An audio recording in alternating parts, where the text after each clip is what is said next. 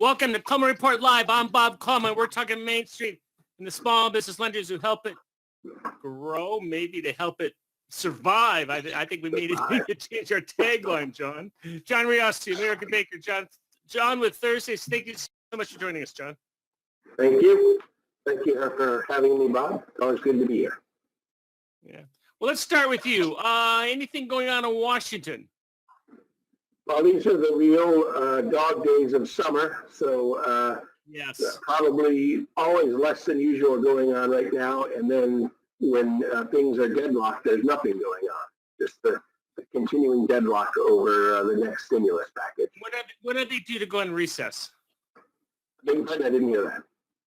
When are they planning on going on their summer recess? Is it this weekend or next week, or do you know? Yes. Offhand? I know the House is planning to go imminently in the next few days, and I'm not as familiar with the Senate. And I know that even one of a member of the Democratic caucus was criticizing the Speaker for going ahead with the recess. But I imagine from her point of view that the deadlock is such that why not go home? Well, they're not even deadlocked. They're not even talking. I think there's a difference. Exactly. Exactly. They should not John, as well from home. We did a survey yesterday. Only 2% are using the platform. You've talked to bankers throughout the country. What does your research tell you?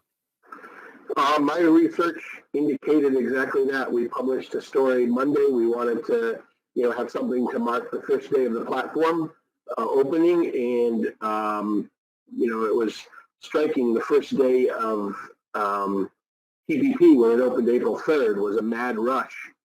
Right.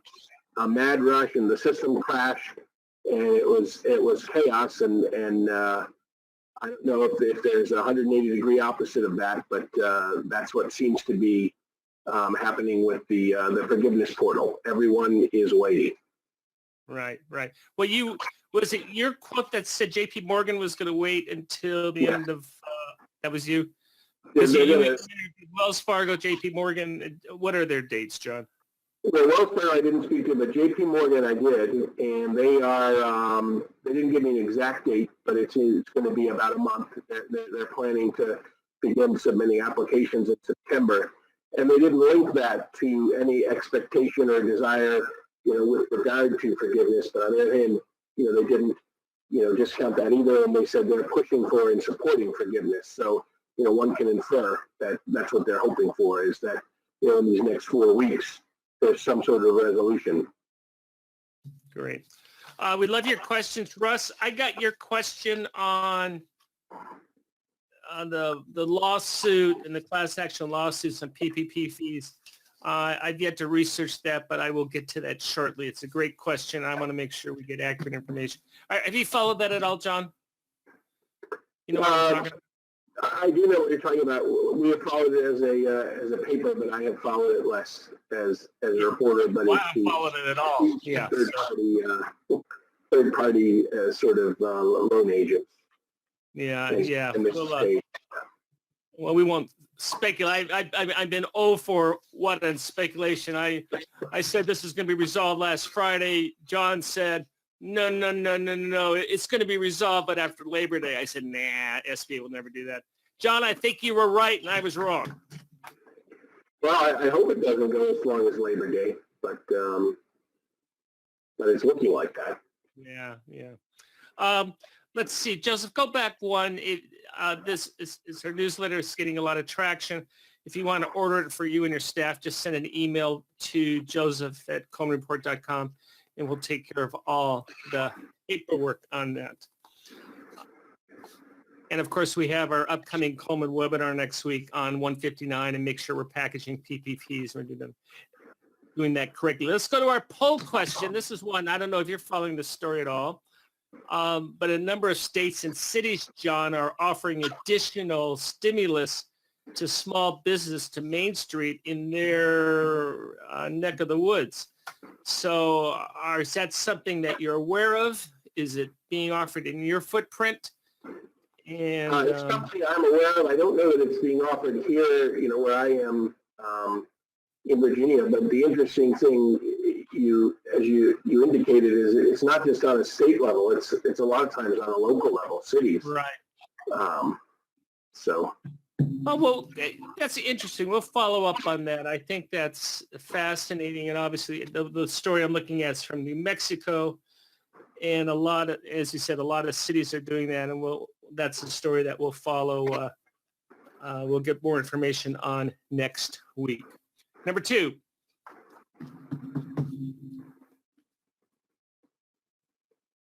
Curious on your volume. What's going on?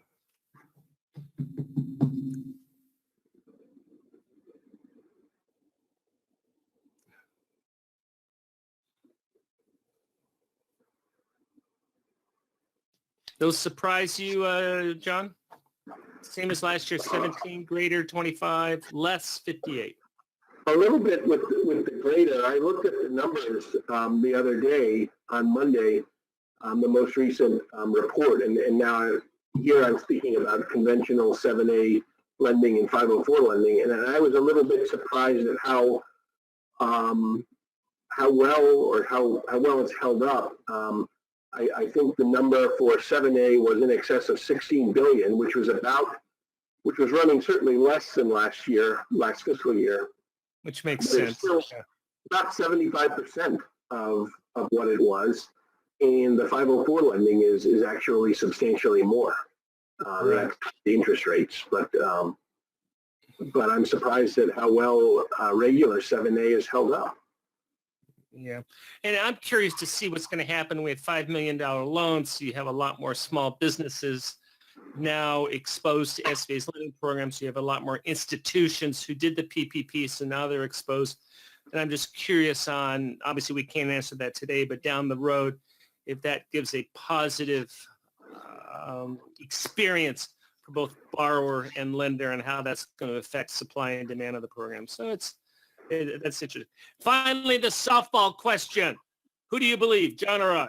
Do you think changes to PPP will resolve before the recess, or that just say resolve, yes or no? I think we know how this one's going to go, John. Yes. There you go.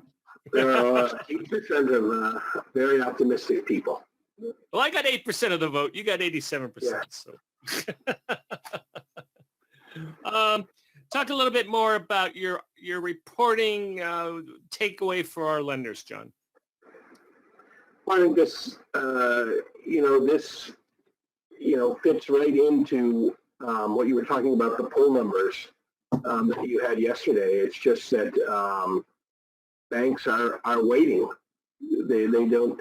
It's a very common sense approach. Why, since loans of $150,000 or less are well in excess of 75% of the number of loans, why start turning those applications through the system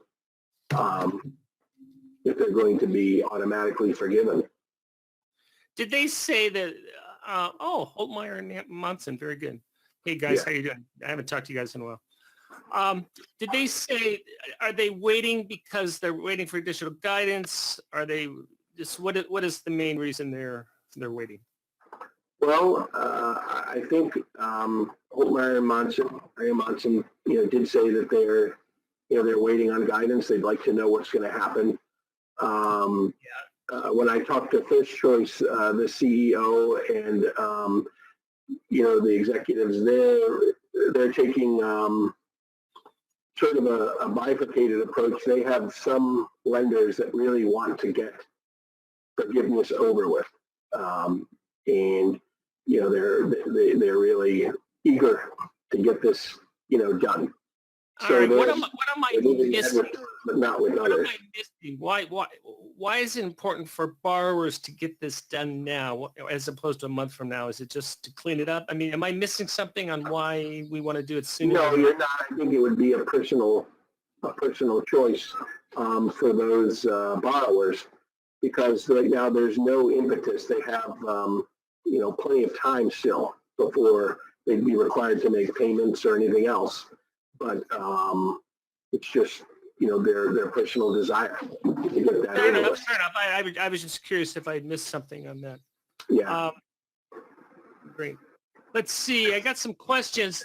We got the softball one from Cynthia. I'll throw that one to you, John. Can you provide us with some insight on where the forgiveness relief proposal stands now that Congress did not get it done prior to the break? We don't know. That's the whole point. We don't know what's going on. We don't know, but I think it's eventually going to happen because there's no one on either side of the political divide who's opposed to this. It's just caught up in a lot of other competing priorities. Vicky asked the question, the system was down most of the day yesterday. Does anyone know what the cause of that was? The answer is, I don't know. I do know I got an email this morning saying it's back up. So it's the gremlins attacked and we solved that problem. I don't know the answer to this, John. You may. Russell asks, what does it mean to confirm the forgiveness application data? Do you know what? We'll hold off on that. I don't know how. I don't know. We'll hold off on that one. Very good. And I got Russell's question about the class action lawsuits. Russell, you're making us do our work today. See, I have some shout outs. One is to Thomas USAF. They did a $45 million loan combination USDA and SBA to a pharmaceutical company. And what they did is they combined both USDA and BNI. We're gonna cover BNI. We'll get the folks from Thomas on next week. And BNI is doing a lot of stimulus stuff. And I think that's important that we all know what's going on there. So here was a great, let's see, where is it located? In North Carolina, obviously rural.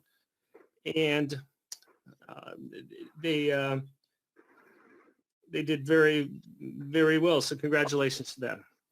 Yeah. Let's see.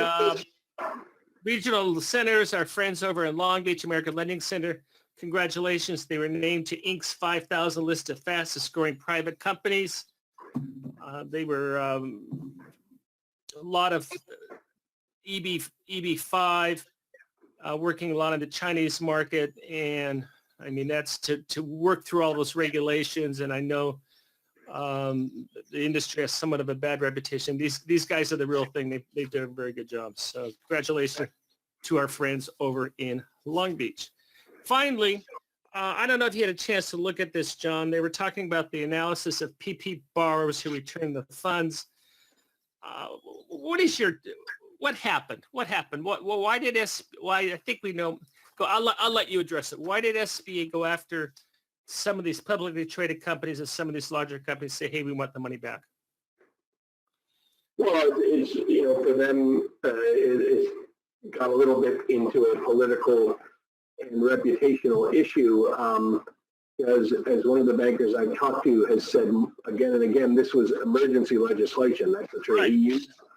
And it was drafted very, very rapidly. And it wasn't, the sort of consideration they give to different scenarios, they didn't have time in this case. They didn't have time to begin thinking about what if some companies that we'd rather not, that probably shouldn't get SBA funding, end up in the queue. And how do we prevent that? They weren't able to put those safeguards in there. So, you remember the headlines back in April. There were sports teams that got money, professional sports franchises, large restaurant franchises. Steak and Shake was the one that always is, mentioned again, and defense contractors, plenty of other companies, publicly traded companies that have access to other sources of capital, got in line and took money. As it turns out, there was plenty to go around, one has to say, because there's still $130 billion left. But it's probably from a public policy standpoint, not optimal. My take on a lot of this negative press is, first of all, this is to help employees. It's not to help the small business. It's to help the employees. So we need to remember that. Second thing, of the 5 million loans, yeah, there's some bad actors. 33 indictments out of 5 million. I don't know what the math is, but that's less than a rounding error. So It is, and I agree with you. All of those big companies had lots of employees. And I would think the larger the borrower, the more employees. So, Hey, great. We're gonna have big news coming out next week about our training. We're going to offer some more trainings, and of course, we have our franchise data reports. John, thank you so much for joining us. I really appreciate your insight. I disappointed you continue to outfox me with the answers, but that's why we have you on. So we appreciate it. It'll be interesting to come on in September when things start happening again. There you go. And I can say, John, I was right. I was just missed it by Coleman. Thank you for joining us today for Coleman Report Live and for supporting America's Main Street, one entrepreneur at a time. Thanks, John. Thank you.